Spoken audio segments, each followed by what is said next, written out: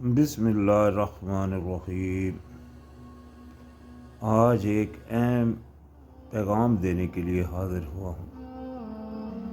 जो कि निज़ाम आज हमारे यहाँ चल रहा है, जैसा कि जमहूरियत के अक्सरियत चेले आवाम में फैले हुए हैं और अपने उन आकाओं की तरफ वोट दिलवाने के लिए आवाम से तरह तरह के झूठे वादे किए जा रहे हैं। लेकिन ये याद रहे कि सबसे पहले जमहूरियत एक कुफर है। क्योंकि ये जमहूरियत कानून जो है वो बनाया गया है उन काफरों की तरफ से जो कि अहले मगरब वगैरह है, और उस निज़ाम को हमारे यहाँ गाड़ दिया गया है और उसके ज़रिए से ऐसे झूठे वादे किए जाते हैं जो कि पूरे होने वाले ना होते हैं और ना ही उनकी कोई तकमील करने वाला पक्का अहद किया जा रहा होता है। लेकिन चूँकि अल्लाह का जो कानून है शरीयत, वो हुक्म है जो अल्लाह पाक ने अपने करम से अपने नबी अलैहिस्सलाम के ज़रिए हम तक पहुँचाया, और नबी अलैहिस्सलाम ने अपनी ज़िंदगी में उसको नाफज करके दिखाया। आज अगर वो होता तो आप गरीब या अमीर बराबर नहीं हो सकते थे। यानी कि गरीबों का जो फ़र्क अल्लाह ताला ने रखा है कि गरीबों को दिया जाए, अमीरों से लिया जाए, वो आज जमहूरियत ने उल्ट कर दिया। जमहूरियत ने गरीब और अमीर दोनों पर टैक्स लागू कर दिया। तो लिहाजा इस तरह के बहुत सारे और नुकसानात हैं जो उस जमहूरियत के ज़रिए आज आवाम के ऊपर हैं और आवाम उनके नीचे दबी हुई है। लिहाजा अगर आप चाहते हैं कि इस किस्म की लानत और इस किस्म के ज़ालिमाना कानून से छुटकारा हासिल करें, तो जैसा कि अल्लाह पाक का फरमान है यकफिरु बित्तागूत, कि तुम इनकार करो सरकशों का, यानी कि हर उस कानून का जो सरकश है, जो अल्लाह ताला के कानून के बरक्स है, जो कि ये जमहूरियत है, तो उसका इनकार,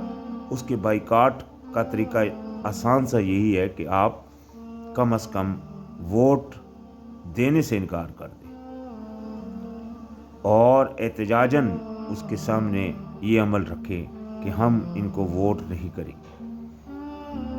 क्योंकि ये निज़ाम कुफर है और हमारा पाकिस्तान इस्लाम के नाम पर आज़ाद हुआ है,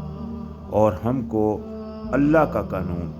जो कि शरीयत है और जिसको नाफज करने वाला साहिब अमल हो, यानी कि वो एक तो कुरान का पूरा इल्म रखने वाला हो और उसके ऊपर पूरा अमल करने वाला हो। लेकिन ये याद रहे